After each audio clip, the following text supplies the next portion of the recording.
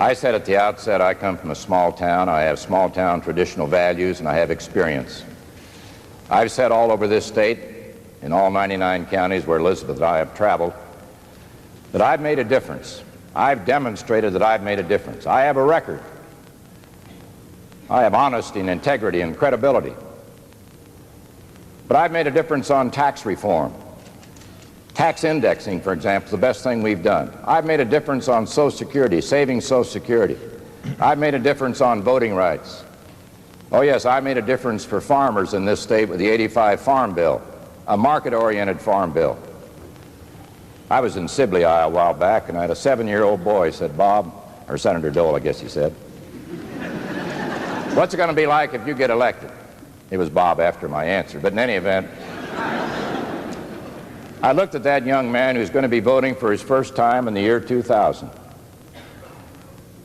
and I thought very hard about the answer. And what I want for America and for that young man is a better opportunity for jobs, yes, education, freedom, whatever goes with it, and security. Security in the family, security in their job, security as a country. Al, I'm deeply concerned about AIDS. I mentioned, talked the other day with a Surgeon General, with a priest from San Francisco. I favor testing, confidentiality. I favor using the bully pulpit, speaking out against promiscuous lifestyle, favor monogamous relationship. I favor compassion and caring. Family that loses a kid from AIDS, it's a humiliation and it's a scary thing and they feel awful alone. But let me just say this. One thing we could do with the revenue we raise from the oil import fee is to fill SPRO, our Strategic Petroleum Reserve, which is now about 500 million barrels, which is not adequate enough. We need more oil in that reserve. So I think on balance, if we have to find revenue somewhere to reduce the deficit, in addition to all the spending restraint we want, this wouldn't be a bad way to go. Jack, I oppose an oil import fee. The oil patch is divided. Bob knows right, that. Half or for it. The reason I do, I was in the business and I found the regulations and it also raised taxes. It would raise the price of fuel to farmers in Iowa very much. That's why I oppose it. I favor re-incenting through the tax system the oil industry. We've got to do more. We can't become more dependent on foreign oil. I want to repeal the windfall profits tax, deregulate natural gas, and I'd also like to open up the tax system for future incentive. Read my lips. No new taxes. Well, first of all, you cannot forget race. It is a factor, and it is a self-evident factor, and it is a test America must pass, as it has had tests relative to the women and other groups who have been excluded historically. Well, let's look at Central America. My proposal that we support the Arias plan is right down the center of American policy. The Reagan policy is far to the right. My policy is a sound one. But my quest for the negotiation in the Middle East and to end that conflict by offering security for Israel and justice for Palestinians and sharing territory and power is a very central position in the world community. My position that we should, in our complicity with South Africa and have a new approach to that region, is a very solid position. I support the position of the IMF treaty in Washington, and beyond that treaty are deeper cuts to the mutually verifiable. That's a solid American position. When I went to meet with Assad, I brought Goodman back home and did not leave a cake or Bible with him. When I met with Fidel Castro, I brought Americans back home and Cubans back home and got him to agree publicly to the Contadora process and took him to church for the first time in 30 years, reduced church-state tensions, and got him to agree to accept Mariel prisoners back. So when you move away from the hype about perception, my positions are very solid positions, and our party and our nation are moving in that direction. Mike, if you don't know yet that to balance this budget you're going to have to raise some additional taxes, then it seriously calls into question your understanding of the situation. You can't wait till after you get in the White House. Bruce Babbitt's exactly right. The people of this country deserve to know, as I have tried to do, where the money is coming from. It's not a question of first, second, or third. we need some Reagan taxes. Let's give Ronald Reagan the credit for it. And Gary, you want to impose an oil import tax. Yes, and it is and protectionism. on the broad and middle class, it's protectionist. It's to protect the young men of this country from losing their life in a war in the Persian And it's Gulf. protectionist, and it's regressive, and there are dozens of ways to reduce our dependency on foreign oil. What you're telling me is that there's billions and billions of dollars out there in uncollected taxes. You and the Congress and the President, for whatever reason, haven't had the will to go out there and do it, but you want to impose regressive taxes on people before you go out and No, what I want to do is avoid an an unnecessary war in the Persian Gulf, and it won't demonstrate American strength, Al. Well, the first thing you do is go out and collect taxes owed that aren't being paid to this country. The Massachusetts turnaround began in the mid-'70s, not with a Reagan military buildup, and not with Proposition 2.5. We had enormous job growth from 1975 to 1978, 1979, and we've had tremendous job growth since 1983, and I would only urge you to take a look at who the governor was during those extraordinary periods of economic growth in Massachusetts history. I do not have to answer that question. The question was, have you ever committed adultery? And Gary Hart never really answered it. I refuse to submit my family and my friends and innocent people and myself to further rumors and gossip. It's simply an intolerable situation. Cannot measure the health of our children, the quality of our education, the joy of their play. It doesn't Senator Joseph Biden faces charges of plagiarism and dishonesty, and his presidential candidacy is suddenly in jeopardy. Why is it that my wife, who's sitting out there in the audience, is the first in her family to ever go to college? Why is Gladys the first woman in her family in 1,000 generations to be able to get to university? Was it because all our predecessors were thick? Is it because they didn't work hard? My ancestors who worked in the coal mines in northeast Pennsylvania don't come up after 12 hours and play football for 4 hours?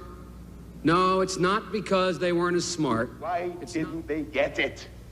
We stand idly by while more of our children have children than others do, swelling the ranks of the truly disadvantaged. We accept far more adult illiteracy than others do, even though we know that 80% of the workforce in the year 2000 is already working. And we know that when workers can't read, eventually they'll have to pay for it, and we will too. We tolerate more homeless children than others do, degrading the most blameless among us. We live in the only advanced country in the world that's still in the dark ages when it comes to child care. That means we have lower productivity on the job and higher stress in the home. Our school dropout rates are twice those of our competitors. Those of our children who do finish school are 2 years behind their competitors in Japan and Europe in learning. All those kids that are going to be competing with ours for the good jobs Mike Dukakis wants them to have. And so many of our young people want to go to college, but they can't afford to go. We need a president who understands this, and Michael Dukakis does. Prefer their children's future to their present. We've had it, and don't you ever forget it. Michael Dukakis will never, never, never forget it. In closing, This election is not about ideology. It's about competence. I think we've seen a deterioration of values. I think for a while as a nation we condoned those things we should have condemned. For a while, as I recall, it even seems to me that there was talk of legalizing or decriminalizing marijuana and other drugs, and I think that's all wrong. So we've seen a deterioration in values, and one of the things that I think we should do about it in terms of cause is to instill values into the young people in our schools. We got into this feeling that value-free education was the thing. And I don't believe that at all. I do believe there are fundamental rights and wrongs as far as use. I agree with Mr. Bush that values are important. But it's important that our leaders demonstrate those values from the top. That means those of us who are elected to positions of political leadership have to reflect those values ourselves. Here we are with a government that's been dealing with a drug-running Panamanian dictator. We've been dealing with him. He's been dealing drugs to our kids, and governors like me and others have been trying to deal with the consequences. I remember being in a high school in my own state as we were organizing something we call the Governors Alliance Against Drugs, and a Young 16-year-old girl coming up to me, desperate, addicted, dependent, saying, "Governor, I need help." We're providing that young woman with help, but I want to be a president of the United States who makes sure that we never again do business with a drug-running Panamanian dictator, that we never again funnel aid to the Contras who convicted drug dealers. Values begin at the top. The liberals do not like me talking about liberal. They don't like it when I say that he says he's a card-carrying member. Now, if that quote was wrong, he can repudiate it right here. I've seen it authoritatively written twice, and if I've done him an injustice and he didn't say it, I'm very, very sorry. But I don't agree with most of the positions of the ACLU. I simply don't want to see the ratings on movies. I don't want my 10-year-old grandchild to go into a X-rated movie. I'd like those rating systems. I don't think they're right to try to take the tax exemption away from the Catholic Church. I don't want to see the kiddie pornographic laws repealed. I don't want to see under God come out from our currency. Now, these are all positions of the ACLU, and I don't agree with them. He has every right to exercise his passion as what he said, a strong progressive liberal. I resent it. My parents came to this country as immigrants. They taught me that this was the greatest country in the world. I'm in public service because I love this country. I believe in it. And nobody's going to question my patriotism, as the Vice President has now repeatedly. The fact of the matter is that if the Pledge of Allegiance was the acid test of one's patriotism, Vice President's been the presiding officer in the United States Senate for the past 7.5 years. To the best of my knowledge, he's never once suggested that a session of the Senate begin with the Pledge of Allegiance. It is not just age, it's accomplishments, it's experience. I have far more experience than many others that sought the office of Vice President of this country. I have as much experience in the Congress as Jack Kennedy did when he sought the presidency. I will be prepared to deal with the people in the Bush administration if that unfortunate event would ever occur. Senator Benson. Senator, I served with Jack Kennedy. I knew Jack Kennedy. Jack Kennedy was a friend of mine. Senator, you're no Jack Kennedy. And I'm one who knew him well. And frankly, I think you're so far apart in the objectives you choose for your country that I did not think the comparison was well taken. You have 2 minutes to respond. Governor, if Kitty Dukakis were raped and murdered, would you favor an irrevocable death penalty for the killer? No, I don't, Bernard, and I think you know that I've opposed the death penalty during all of my life. I simply do not want to make these unilateral cuts. And I think those that advocated the freeze missed the point that there was a better way, and that better way has resulted in a principle, asymmetrical cuts. Soviets take out more than we do, and the principle of intrusive verification. If the Vice President of the United States thinks that Robert Bork was an outstanding appointment, that is a very good reason for voting for Mike Dukakis and Lloyd Bentsen on the 8th of November. And I think Mr. Bush supported the Bork nomination. You know, Mr. Bush has never appointed a judge. I've appointed over 130, so I have a record. And I'm very proud of it. I don't ask people whether they're Republicans or Democrats. I've appointed prosecutors. I've appointed defenders. I don't appoint people I think are liberal or people who think who I think are conservative. I appoint people of independence and integrity and intelligence, people who will be a credit to the bench. And those are the standards that I will use in nominating people to the Supreme Court of the United States. These appointments are for life. These appointments are for life, and when the Vice President talks about liberals on the bench, I wonder who he's talking about. Is he talking about a former governor of the state of California who was a former prosecutor? Governor? And a Republican named Earl Warren? Because I think Chief Justice Warren was an outstanding Chief Justice, and I think most Americans do too. 90% reductions in lead since I chaired that regulatory task force. 90%. It's almost, you remember that expression, get the lead out? It's almost out, almost gone. Clean water? I'm for clean water. But what I'm not for is measuring it the way that the Democratic Congress does. We set up a good bill on clean water. a sound bill on clean water, but the only way you can express your love for clean water is to double the appropriations for clean water and then rant against the deficit. I am for clean water. I've been an outdoorsman and a sportsman all my life. I've been to these national parks. I led for the Bro-Wallop bill, or what formerly Dingell-Johnson. I headed the task force when I was a member of the Congress way back in the late 60s on these kinds of things on the Republican side. I led for that. And so I refuse to measure one's commitment as to whether you're going to double the spending. We're going to build a kind of America where hard work is rewarded, where American goods and American workmanship are the best in the world. That's what this election is all about.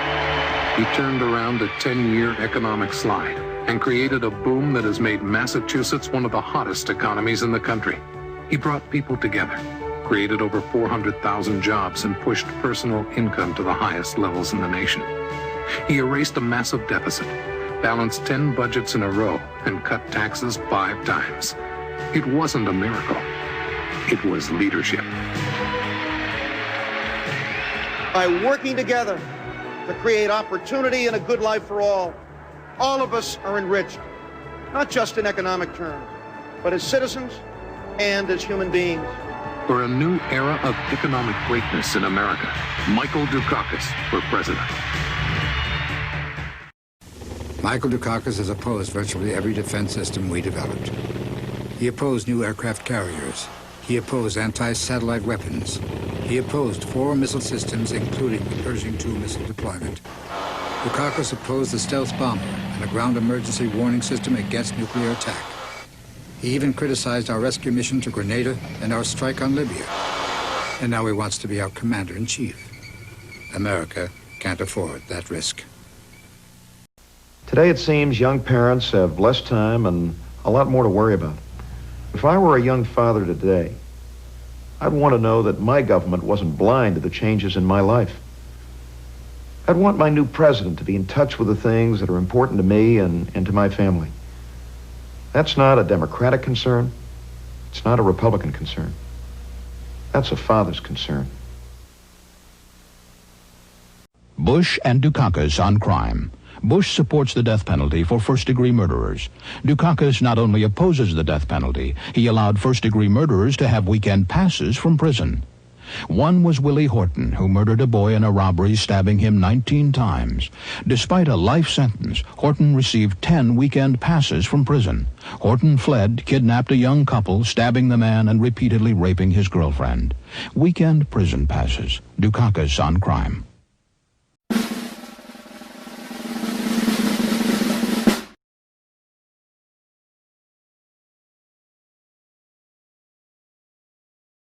We're on a fast track to move jobs to Mexico even faster than they're being moved today, which is too fast for my taste.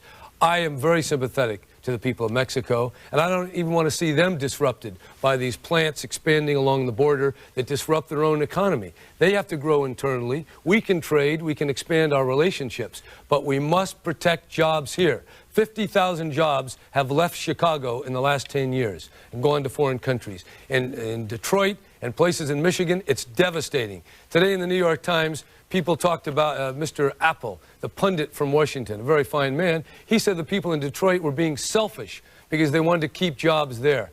They're so out of touch in Washington. We must protect our jobs here. The fact is, I began this campaign a long time ago, a year ago. And what got me into this race was the economic decline of this country. I mean, I'm the least probable, maybe Jerry, you come close to, candidate. I mean, we weren't supposed to be here, the two of you, the two of us.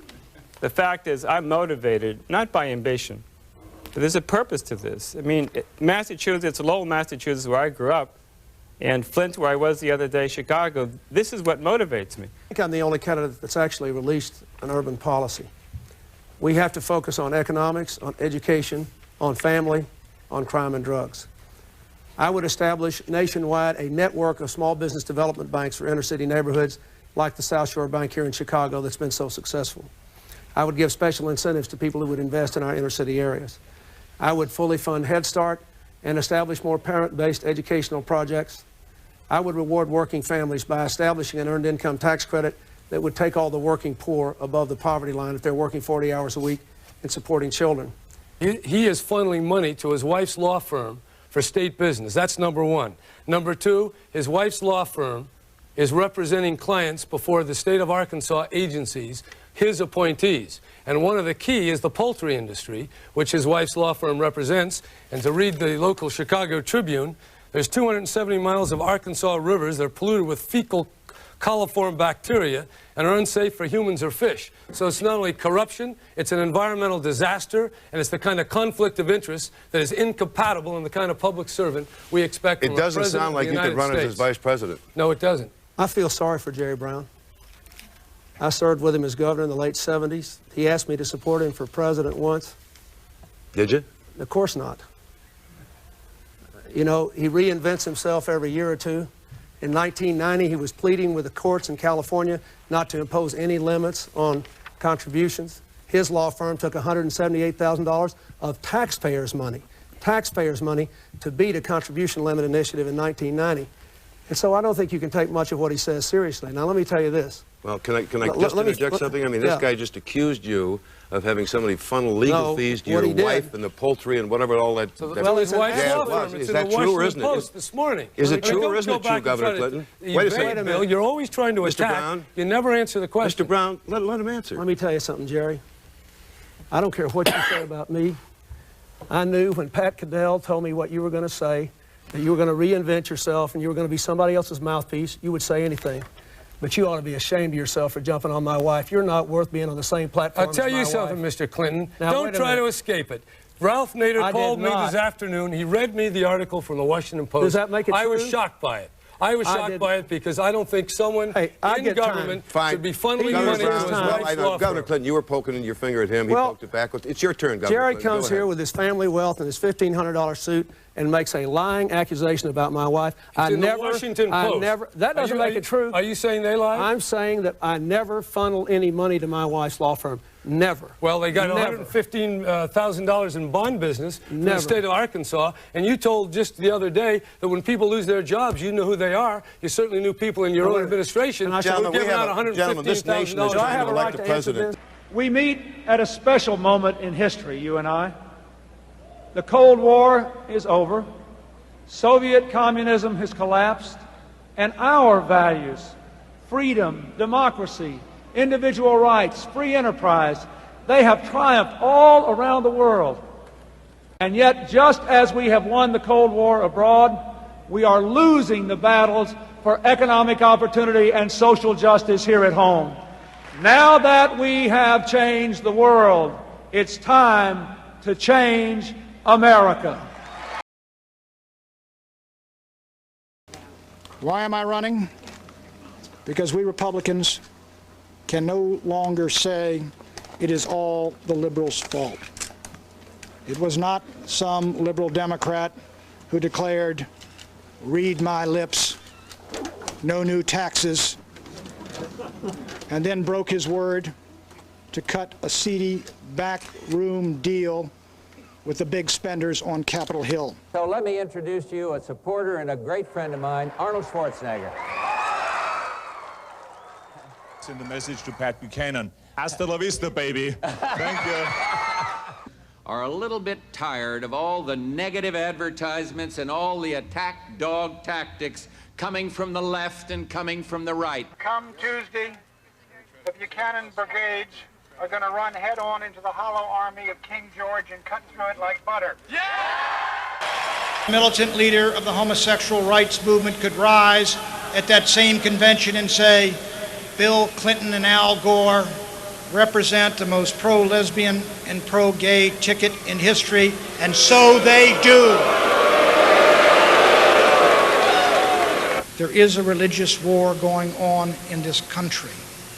It is a cultural war as critical to the kind of nation we shall be as the Cold War itself, but this war is for the soul of America. And in that struggle for the soul of America, Clinton and Clinton are on the other side, and George Bush is on our side. Number one, we cannot spend our children's money. we are looking on the edge of a revolution of young people who are starting to realize that we, our generation, have put them $4 trillion in debt, and they don't like it, and they shouldn't. Don't we love our children as much as our parents loved us? Sure we do. We cannot spend their money. Now then, that's the easy decision. The hard decision is, how do you fix it? You've got to have, instead of a deteriorating job base in the economy, which is what the last 12 years have given us, we've got to have, first, you've got to stop the decline, stabilize it, turn it into a growing job base, growing industrial base. The only way to do that is to make the finest products in the world. Now, that's something I know a lot about. Who am I? Why am I here?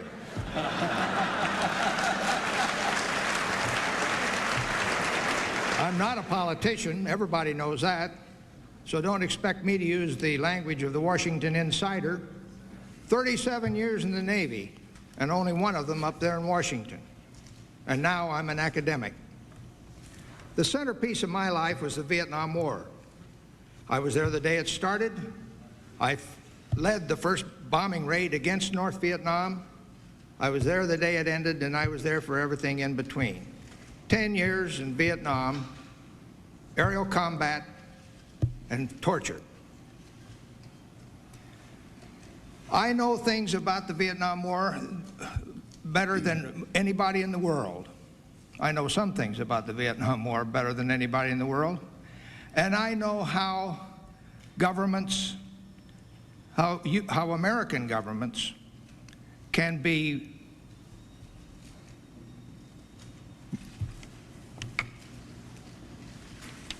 courageous and how they can be callow.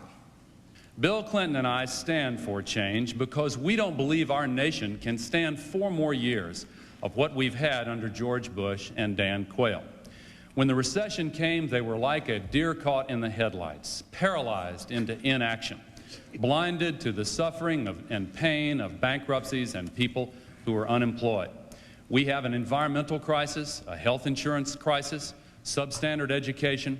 It is time for a change. Bill Clinton and I want to get our country moving forward again, put our people back to work, and create a bright future for the United States of America. You know full well the Caribbean Basin Initiative. You've supported that. No. That is a program there. I voted against it. You have voted for it in your record? No. Okay, well, we're going to have a lot of interesting debate after this debate. Our people will be glad to furnish the press, if they're interested, in Senator Gore's voting record on the Caribbean Basin Initiative. But let's talk. You know, you keep talking about trickle-down economics and all this stuff about the worst economy since Hoover. It is a bad economy. It's a tough economy. The question isn't it's not who you're going to blame. What are you going to do about it? Your proposal is to raise $150 billion in taxes, to raise $220 billion in new spending. No. $4 trillion in debt. We're going into debt an additional $1 billion, a little more than $1 billion every working day of the year. Now, the thing I love about it, I'm just a businessman. I was down in Texas taking care of business, tending to my family. This situation got so bad that I decided I better get into it. The American people asked me to get into it. But I just find it fascinating that while we sit here tonight, we will go into debt an additional $50 million in an hour and a half. Now, it's not the Republicans' fault, of course, and it's not the Democrats' fault. And what I'm looking for is who did it. Now, they're the two folks involved, so maybe if you put them together, they did it. Now, the facts are we have to fix it. We're leaving. I'm here tonight for these young people up here in the balcony from this college. When I was a young man, when I got out of the Navy, I had multiple job offers. Young people with high grades can't get a job. People, the 18 to 24-year-old high school graduates 10 years ago were making more than they are now. In other words, we were down to 18% of them were making, the 18 to 24-year-olds were making less than $12,000. Now that's up to 40%. And what's happened in the meantime? The dollar's gone through the floor. Now, whose fault is that? Not the Democrats, not the Republicans. Somewhere out there, there's an extraterrestrial that's doing this to us, I guess. And everybody says they take responsibility. Somebody somewhere has to take responsibility for this. Put it to you bluntly, American people.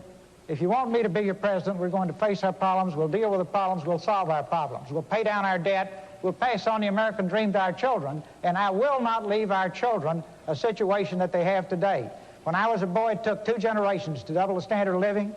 Today, it will take 12 generations. I support the right to keep and bear arms. I live in a state where over half the adults have hunting or fishing licenses or both.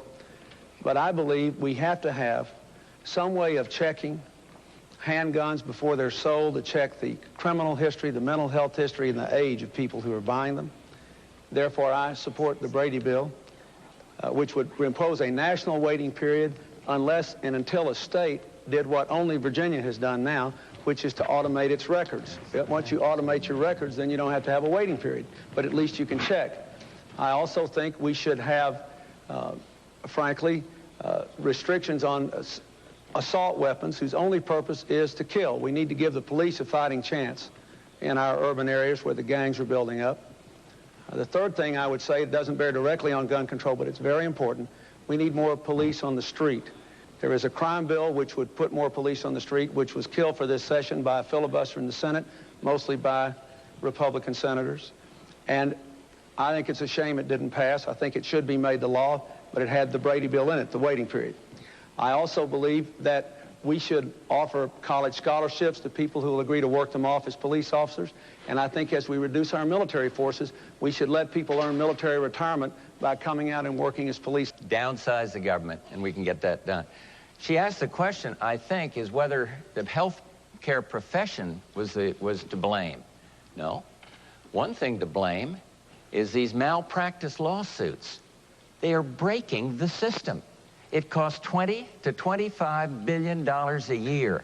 And I want to see those outrageous claims capped. Doctors don't dare to deliver babies sometimes because they're afraid that somebody's going to sue them. People don't dare, medical practitioners, to help somebody along the highway that are hurt because they're afraid that some lawyer's going to come along and get a big lawsuit. So you can't blame the practitioners or the health profit. And my program is this: keep the government as far out of it as possible, make insurance available to the poorest of the poor through vouchers, next range in the income bracket through tax credits, and get on about the business of pooling insurance. A great big company can buy, Ross got a good-sized company, been very successful. He can buy insurance cheaper than mom and pop store on the corner. But if those mom and pop stores all get together and pool, they too can bring the cost of insurance down. So I want to keep the quality of health care. That means keep government out of it. I want to do better. I don't like this idea of these boards. It all sounds to me like you're going to have some government setting price. I want competition, and I want to pool the insurance and take care of it that way. How has the national debt personally affected each of your lives? And if it hasn't, how can you honestly find a cure for the economic problems of the common people if you have no experience in what's ailing them? May I answer that? Well, Mr. Who do you want to start with? Of course. Who? Go right ahead. Go right ahead. For each of you. Yes. So it caused me to disrupt my private life and my business to get involved in this activity. That's how much I care about it. And believe me, if you knew my family and if you knew the private life I have, you would agree in a minute that that's a whole lot more fun than getting involved in politics. But I have lived the American dream. I came from a very modest background. Nobody's been luckier than I've been. All the way across the spectrum, and the greatest riches of all are my wife and children. Just as it's true of any family. But I want all the children, I want these young people up here to be able to start with nothing but an idea like I did and build a business. But they've got to have a strong basic economy. And if you're in debt, it's like having a ball and chain around you. I just figure, as lucky as I've been, I owe it to them. And I owe it to the future generations. And on a very personal basis, I owe it to my children and grandchildren. Thank you, Mr. Perot. Mr. President. Well, I think the national debt affects everybody. Obviously, it has a lot to do with interest rates. It has. She's saying you personally. On a personal basis, how has it affected you? Has it affected you personally? Well, I'm sure it has. I love my grandchildren. I want to think think that they're going to be able to afford an education. I think that that's an important part of being a parent. Maybe I won't get it wrong. Are you suggesting that if somebody has means, that the national debt doesn't affect them? Well, what I'm saying... I'm not sure I get it. Help me with the question, and I'll try to answer it. I've had friends that have been laid off from jobs. Yeah. I know people who cannot afford to pay the mortgage on their homes, their car payment. I have personal problems with the national debt, but how has it affected you? And if you have no experience in it, how can you help us if you don't know what we're feeling? I think she means more the recession, the economic problems today the country faces, Well, rather listen, than the you deficit. you ought to be in the White House for a day and hear what I hear and see what I see and read the mail I read and touch the people that I touch from time to time. I was in the Lomax AME Church. It's a black church just outside of Washington, D.C. And I read in the bulletin about teenage pregnancies, about the difficulty that families are having to make ends meet. I talked to parents. I mean, you got to care. Everybody cares if people aren't doing well. But I don't think it's fair to say you haven't had cancer, therefore you don't know what it's like. I don't think it's fair to say, you know, whatever it is, that if you haven't been hit by it personally, but everybody's affected by the debt because of the tremendous interest that goes into paying on that debt. Everything's more expensive. Everything comes out of your pocket and my pocket. So it's that. But I think in terms of the recession, of course you feel it when you're president of the United States. And that's why I'm trying to do something about it by stimulating the export, investing more, better education systems. Thank you. Glad to clarify. Tell me how it's affected you again. You know people who've lost their jobs yeah. and lost their homes? Well, I've been governor of a small state for 12 years. I'll tell you how it's affected me. Every year, Congress and the president sign laws that make us do more things and gives us less money to do it with. I see people in my state, middle-class people, their taxes have gone up in Washington and their services have gone down, while the wealthy have gotten tax cuts. I have seen what's happened in this last 4 years when, in my state, when people lose their jobs, there's a good chance I'll know them by their names. When a factory closes, I know the people who ran it. When the businesses go bankrupt, I know them. And I've been out here for 13 months, meeting in meetings just like this ever since October, with people like you all over America, people that have lost their jobs, lost their livelihood, lost their health insurance. What I want you to understand is the national debt is not the only cause of that. It is because America has not invested in its people. It is because we have not grown. It is because we've had 12 years of trickle-down economics. We've gone from 1st to 12th in the world in wages. We've had 4 years where we've produced no private sector jobs. Most people are working harder for less money than they were making 10 years ago. It is because we are in the grip of a failed economic theory. And this decision you're about to make better be about what kind of economic theory you want. Not just people saying, I'm going to go fix it, but what are we going to do? What I think we have to do is invest in American jobs, American education, control American health care costs, and bring the American people together again. While the Cold War is ending, another war is now upon us.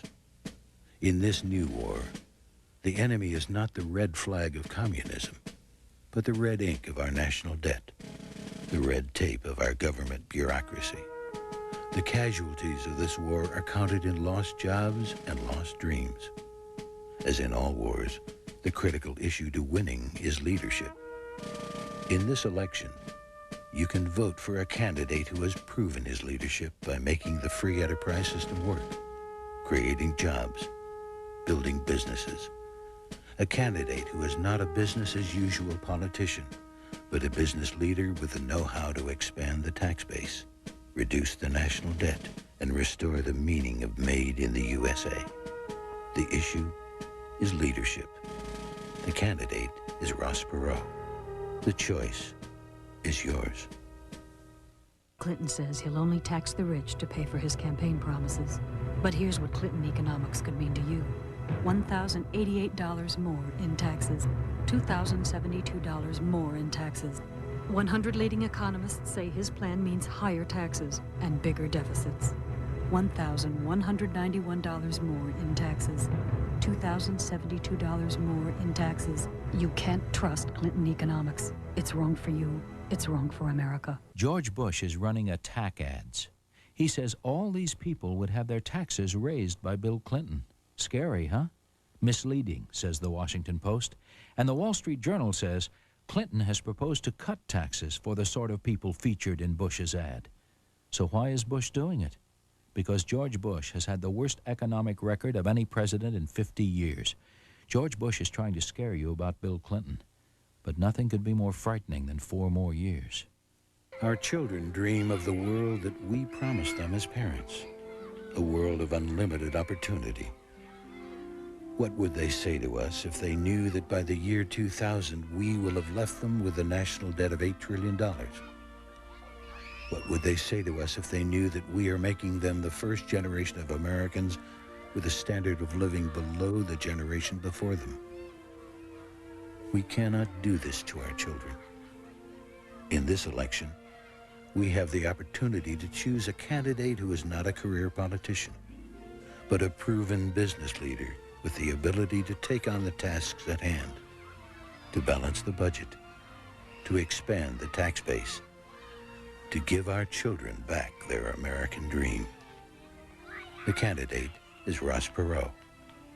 The issue is our children. The choice is yours. The world is in transition. The defining challenge of the 90s is to win the economic competition, to win the peace. We must be a military superpower, an economic superpower, and an export superpower. In this election, you'll hear 2 versions of how to do this. Theirs is to look inward. Ours is to look forward. Prepare our people to compete, to save and invest so we can win. Here's what I'm fighting for. Open markets for American products, lower government spending, tax relief, opportunities for small business, legal and health reform, job training, and new schools built on competition ready for the 21st century.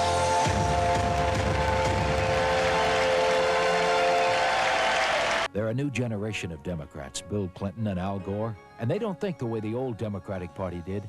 They've called for an end to welfare as we know it, so welfare can be a second chance, not a way of life. They've sent a strong signal to criminals by supporting the death penalty, and they've rejected the old tax and spend politics. Clinton's balanced 12 budgets, and they've proposed a new plan investing in people, detailing $140 billion in spending cuts they'd make right now. Clinton Gore, for people, for a change.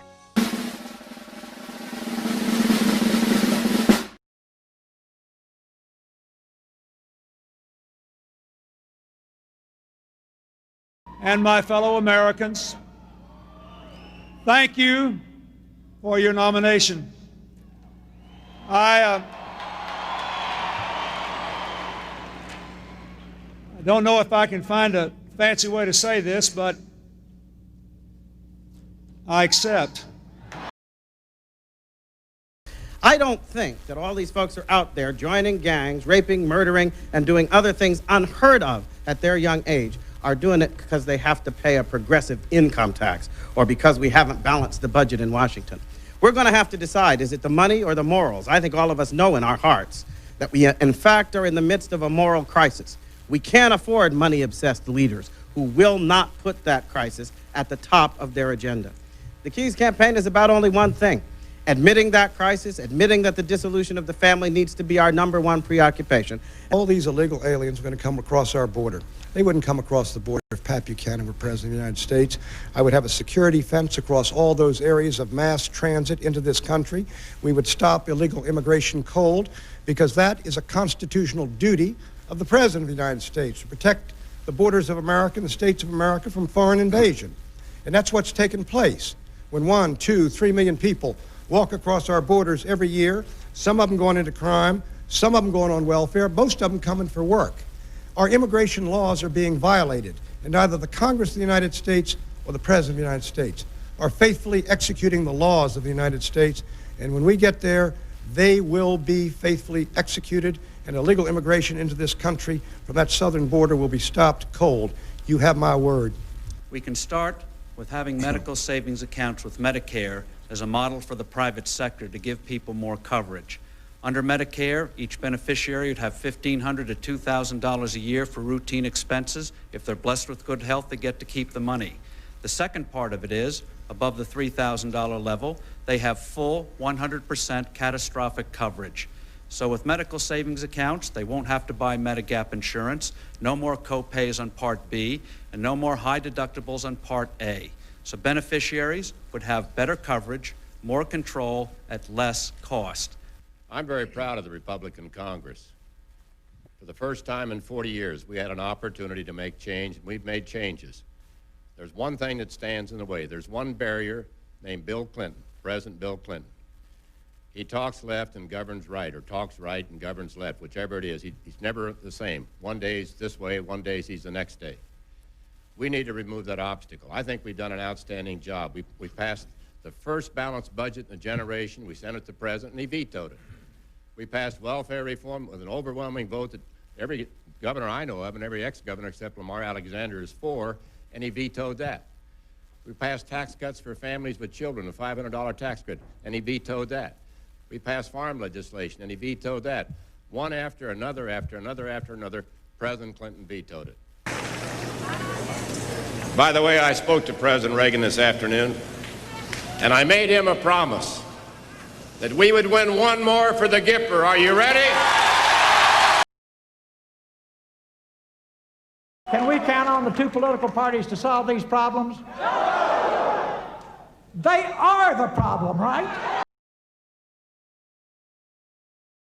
Is Bill Clinton's positive plan for America's future. We have a plan to balance the budget while protecting Medicare, Medicaid, education, and the environment, creating millions of new jobs, including 1 million new jobs in America's inner cities. I've really got only two differences with Bill Clinton, President Clinton, and Vice President Gore: foreign policy and domestic policy. Our foreign policy is ambivalent, it's confusing, it is sending strong signals to the wrong people, and we have learned over the years that weakness is provocative. The domestic economy is not doing what it can do. This president believes we're at our capacity. Bob Dole and I believe we can do a lot better. But this is an important issue.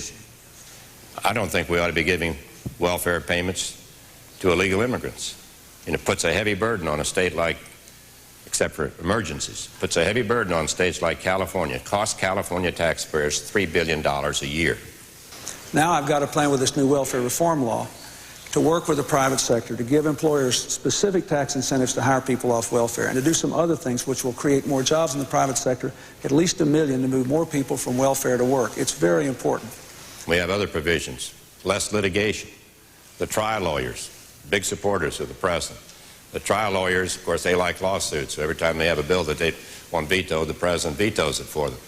We've got to understand in America that we've got to have growth, create more jobs and more opportunities in the private sector. The president takes credit for all these people off welfare. The governors did that. The federal government doesn't do that. And the government doesn't create jobs. They're created in the private sector. The bill originally covered employers at 25 and more, but because of opposition, we went up to 50. Senator Dole led the opposition to it. He filibustered it. He said it was a mistake. He said it would hurt the economy. We've had record numbers of new small businesses and 10.5 million jobs. It didn't hurt the economy. He still believes it's a mistake. I believe it was right. You can decide which of us you think are right. It's up to you. As president, Ross Perot will explain changes to major programs like Medicare and Social Security to the people. He will conduct national voter referendums so the people can approve or reject. It's your tax dollars, your programs. You should decide. Vote for Perot. And let me say to you that I am honored to have been given the opportunity to stand up for the values and the interest of ordinary Americans. My job as president is to take care of the American people, and I have done my best to take good care of this country. We are safer, we are more secure, we are more prosperous, but in the end, what we stand for, the values we embrace and the things we fight for will shape the future that we will all live with. If we hold out our hands in cooperation, but always stand up for what we know is right, this country's future will be even brighter than its brilliant past. It is our responsibility to make that happen.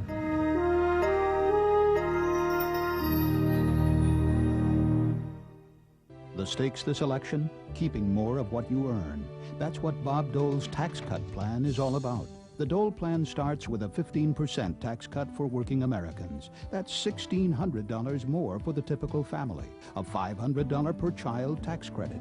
Education and job training incentives. Replacing the IRS with a fairer and simpler tax system. And a balanced budget amendment to stop wasteful spending. The Dole plan, helping you keep more of what you earn. Ross Perot will end taxation as we know it, terminating the IRS and insisting that taxes cannot be increased until approved by the people in a federal election when Congress and the president are running. No taxation without representation. Vote for Perot. Let's go back in time, the 60s. Bob Dole's in Congress, votes against creating Medicare, against creating student loans, against the Department of Education, against a higher minimum wage. Still there.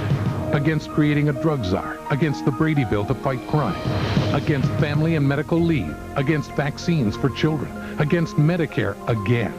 Dole Gingrich tried to cut $270 billion. Bob Dole, wrong in the past, wrong for our future.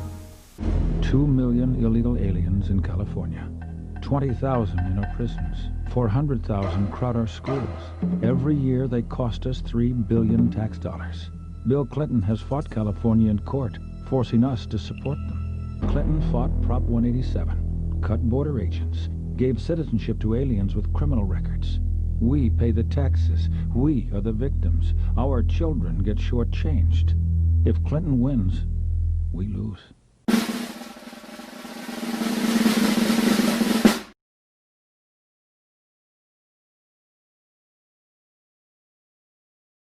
I think we ought to avoid interventions that are based essentially on exaggerated propaganda and that set the threshold of atrocity so low that in point of fact other nations could use that threshold as an excuse to disrupt the peace of the world by, let me finish, by going into other countries in their region on the same excuse.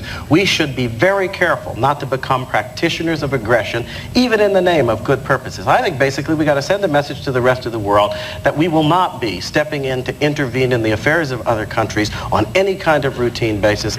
Governor Bush had an event, and he paid for it, and stood next to a spokesman for a fringe veterans group.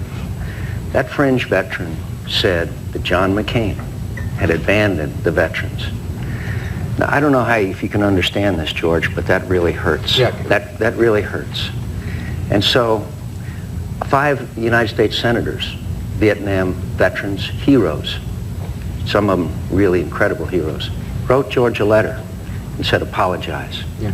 You should be ashamed. Yeah, let me speak. You should be ashamed. Now, if you want, is he responsible for what someone else says? Well, this same man, he stood next to him. It was his event. This same man had attacked his father viciously. Yeah, he did. It was remarkable.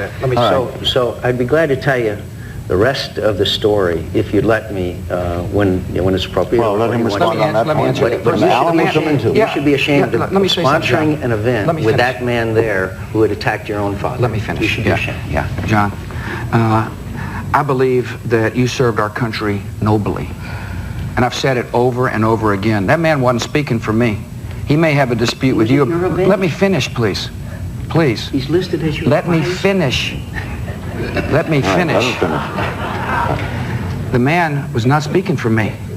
If you want to know my opinion about you, John, you served our country admirably and strongly. And I'm proud of your record just like you are. And I don't appreciate what he said about my dad either, but let me say something. If you're going to hold me responsible for what people for me say, I'm going to do the same for you. And let me give you one example.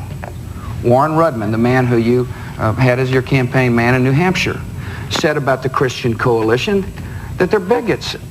He talked about the Christian Coalition in a way that was incredibly strong. I know you don't believe that, do you? To impose an American solution, for example, in the Middle East, we can't have that. In order for there to be a real peace, both parties must agree to the terms. They must come to agreement amongst themselves. And so the role of the United States is to encourage and to mediate.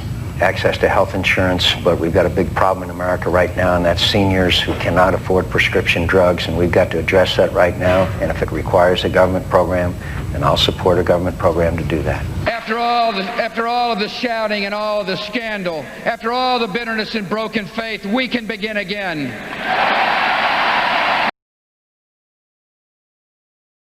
I know the kind of America I want for my children. It's a place where every family has good health and no family suffers the tragedy of gun violence. It's a place where every child has a bright future, and where skin color or eye shape doesn't matter anymore.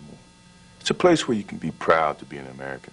It's time for us to believe in something that will give every American an opportunity to succeed and be viewed equally. That's why I'm supporting Bill Bradley for president. Shouldn't you?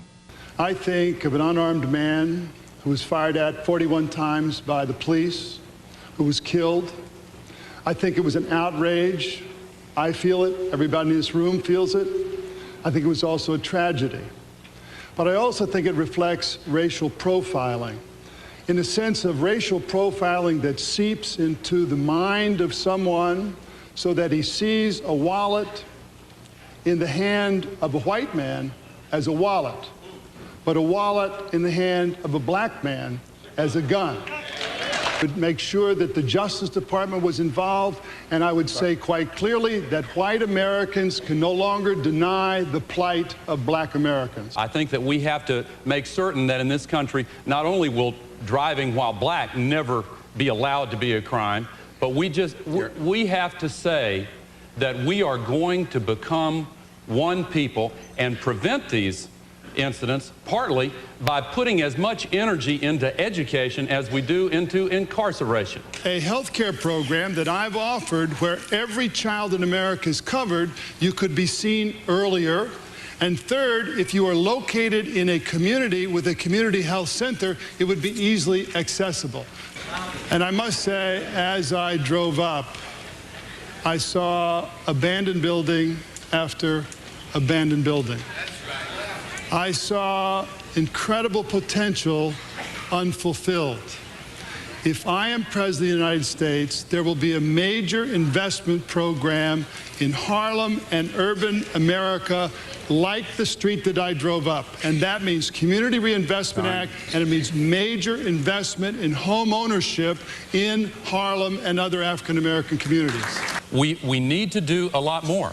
We need to enforce the Community Reinvestment Act and broaden it to apply to other financial institutions and have investment in the community.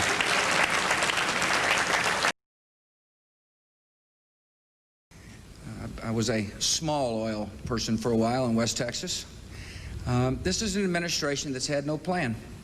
And all of a sudden, the results of having no plan have caught up with America. First and foremost, we got to make sure we fully fund LIHEAP, which is a way to help low-income folks, particularly here in the East, pay for their high fuel bills. Secondly, we need an active exploration program in America. The only way to become less dependent on foreign sources of crude oil is to explore at home. And you bet I want to open up a small part of Alaska, because when that field is online, it will produce 1 million barrels a day. Today, we import 1 million barrels from Saddam Hussein.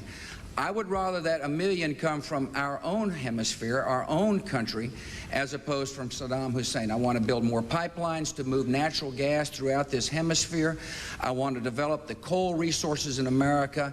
Well, the key question that has to be answered in this election is, will we use that prosperity wisely in a way that benefits all of our people and doesn't go just to the few? Almost half of all the tax cut benefits, as I said, under Governor Bush's plan, go to the wealthiest 1%. I think we have to make the right and responsible choices. I think we have to invest in education, protecting the environment, health care, a prescription drug benefit that goes to all seniors, not just to the poor, under Medicare, not relying on HMOs. We'll put Medicare in an ironclad lockbox and prevent the money from being used for anything other than Medicare.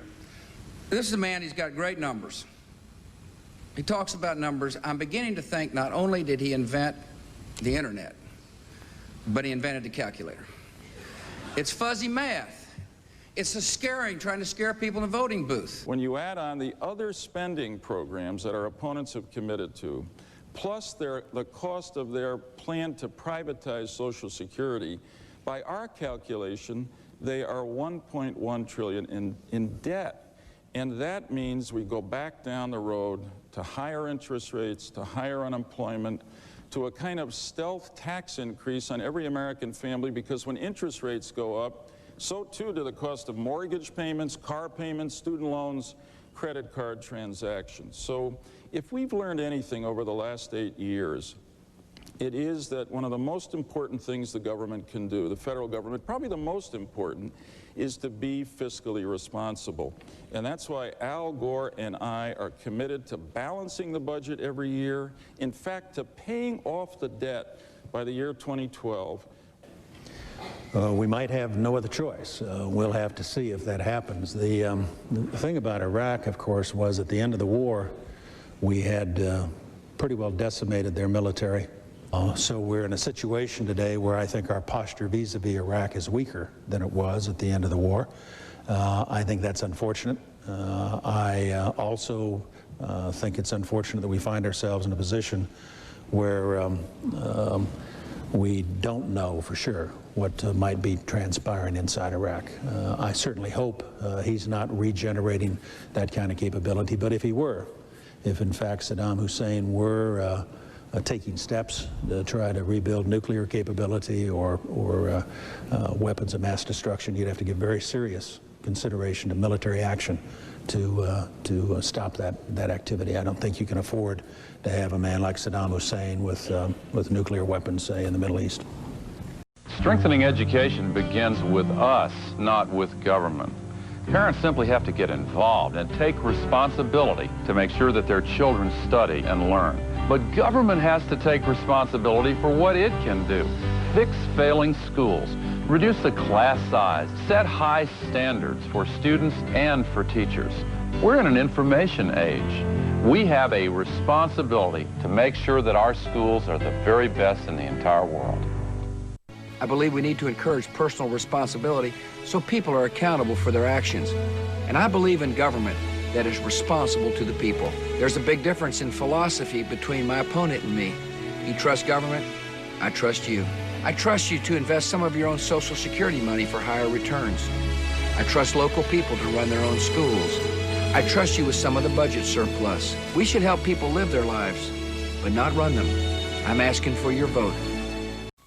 Through my life, I've always tried to keep the faith. When I was a young man, I volunteered for the Army and went to Vietnam. Tipper and I have been married for 30 years. I've kept faith with my country, and I've made the environment my cause. I believe with all my heart in the future of America, and I believe the next president has to have a passion in his heart to fight for the people who most need a champion. We have to make the right choices to make sure our prosperity continues and works for all Americans. Under Clinton-Gore, prescription drug prices have skyrocketed, and nothing's been done. George Bush has a plan. Add a prescription drug benefit to Medicare. Every senior will have access to prescription drug benefits. And Al Gore? Gore opposed bipartisan reform. He's pushing a big government plan that lets Washington bureaucrats interfere with what your doctors prescribe. The Gore prescription plan, bureaucrats decide. The Bush prescription plan, seniors choose. A big call to make. CNN announces that we call Florida in the Al Gore column. This is a state both campaigns desperately wanted to win. Stand by, stand by. CNN right now is moving our earlier declaration of Florida back to the too close to call column. The home state of Governor Jeb Bush. It's going to be a much happier Thanksgiving for the Bush family. George Walker Bush, the 43rd President of the United States. I think that the Bushes are intentionally trying to rig this election.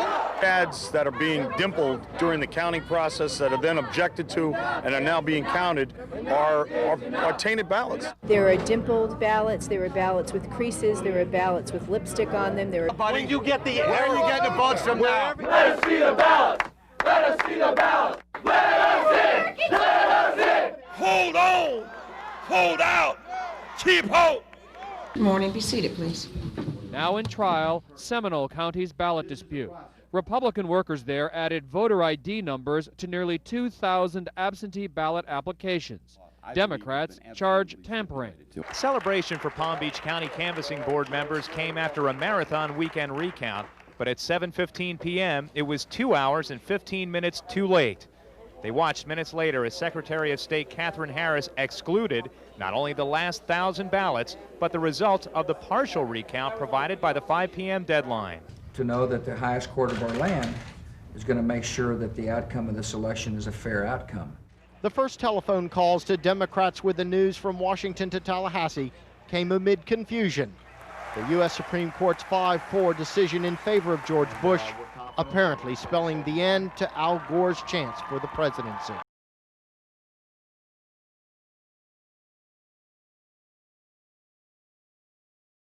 We learned of passengers on a doomed plane who died with a courage that frightened their killers.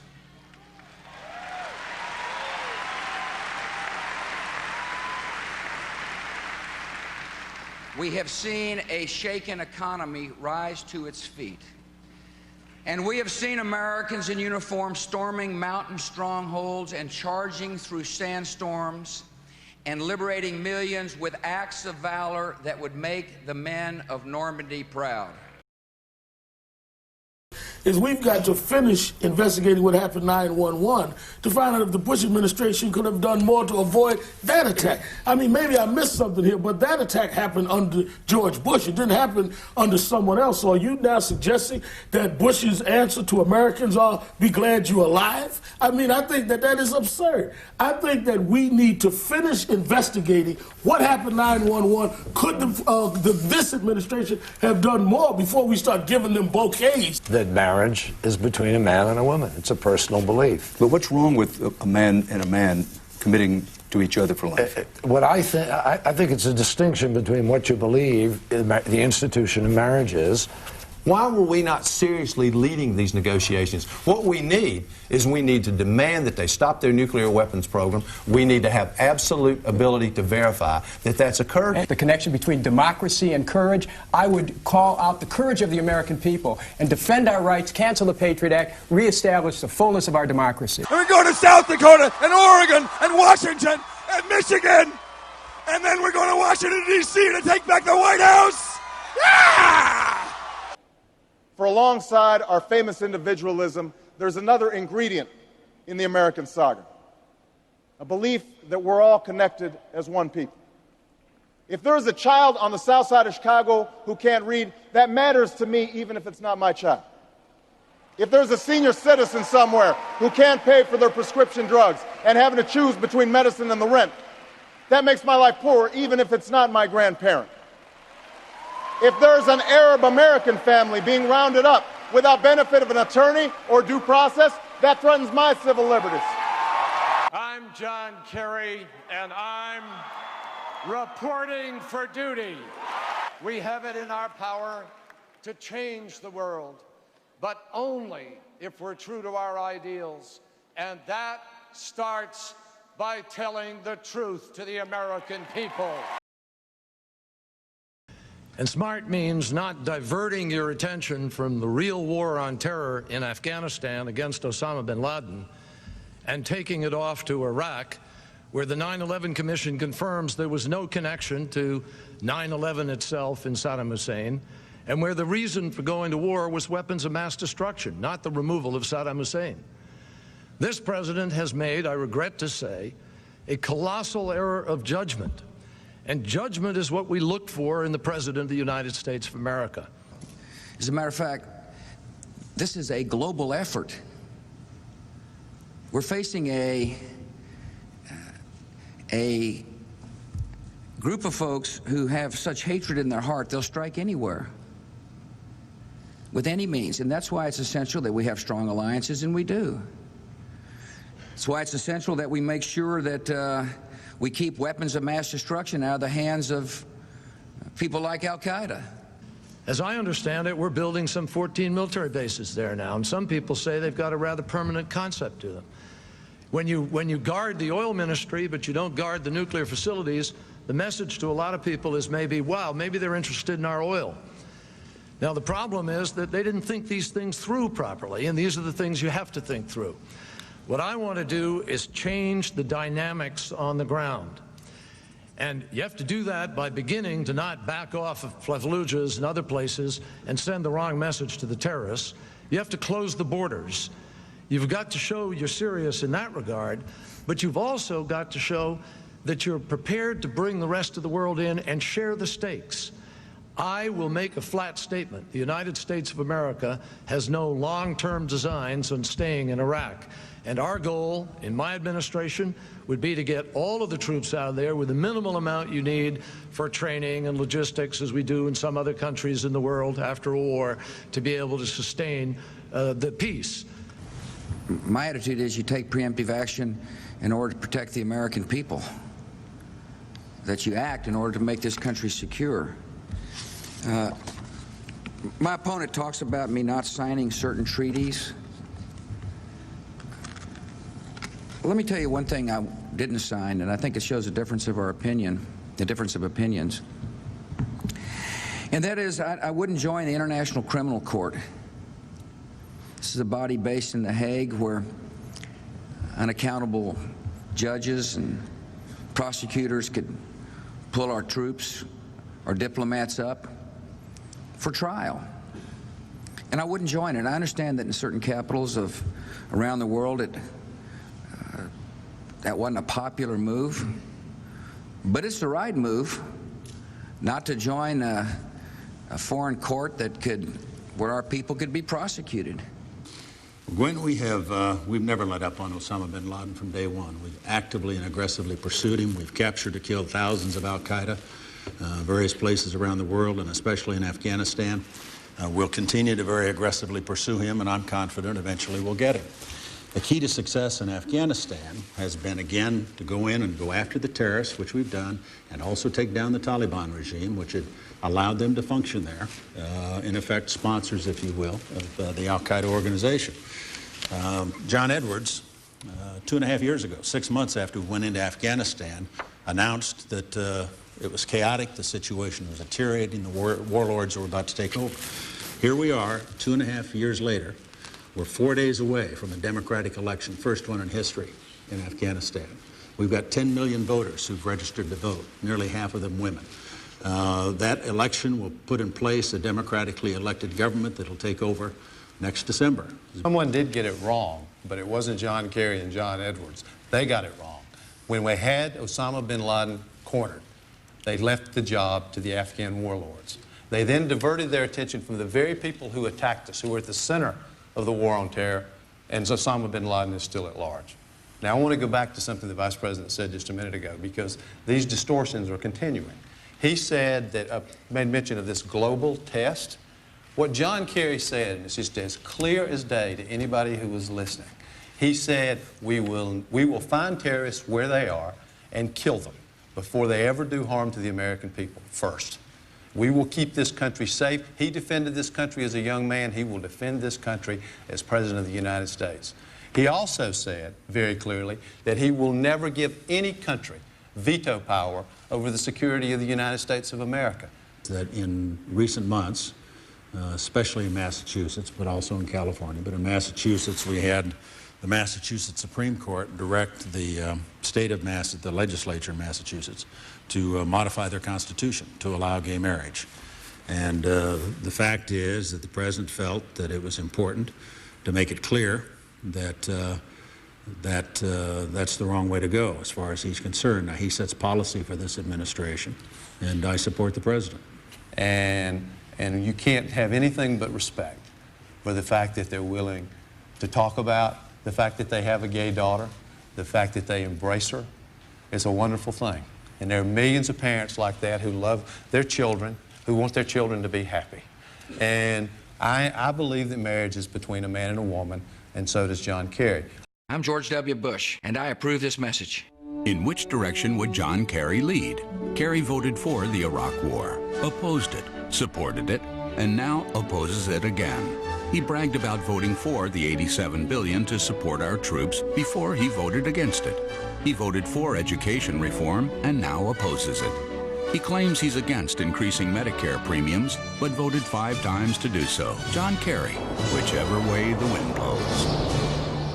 Once again, George Bush is misleading America. John Kerry has never called for a $900 billion tax increase. He wants to cut taxes for the middle class.